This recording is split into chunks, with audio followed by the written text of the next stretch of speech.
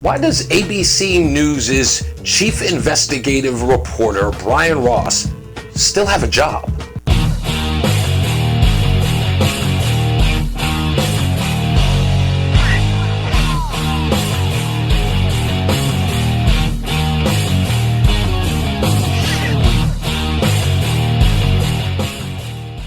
On Friday, former National Security Advisor Michael Flynn pleaded guilty to lying to the FBI in the special counsel investigation into the Russia collusion nonsense.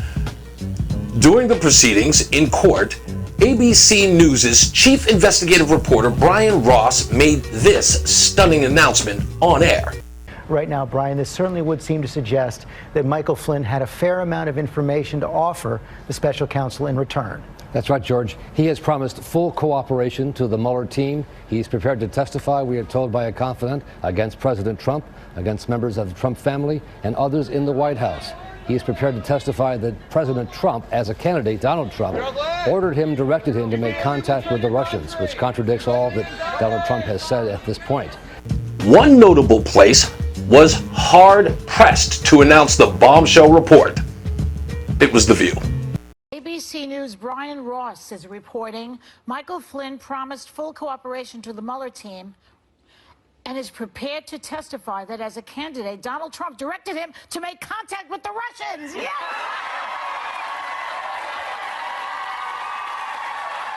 Yeah! Look at Joy Behar. She's elated. We got him. You'd think they caught bin Laden. As many of you know, The View is actually run by the ABC News division, and Brian Ross is again their chief investigative reporter.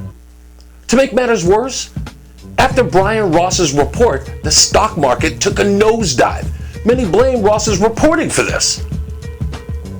And in typical fashion, ABC News had to backpedal.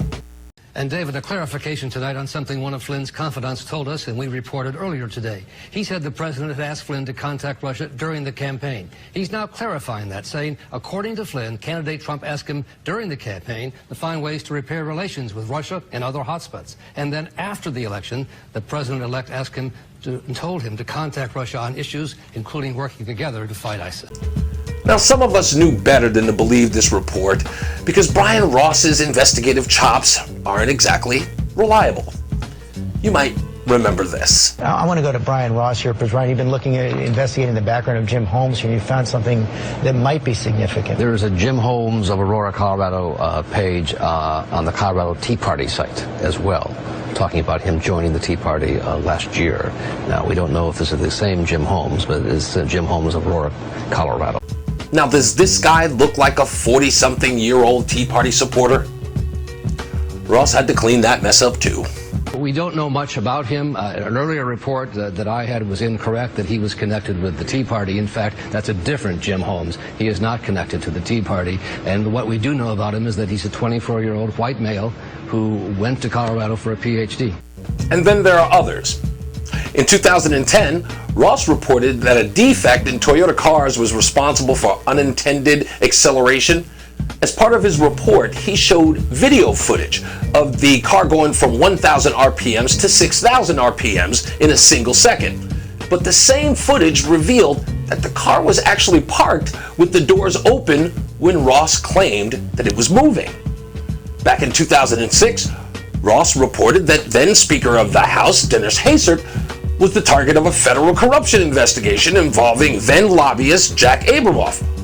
After the Justice Department denied the story, Ross stood by his reporting and stated that Hastert was definitely in the mix of the probe, despite the fact that Hastert had actually never been approached by prosecutors. My question is, what does it take for this guy to be held accountable? I'm Reese on the radio.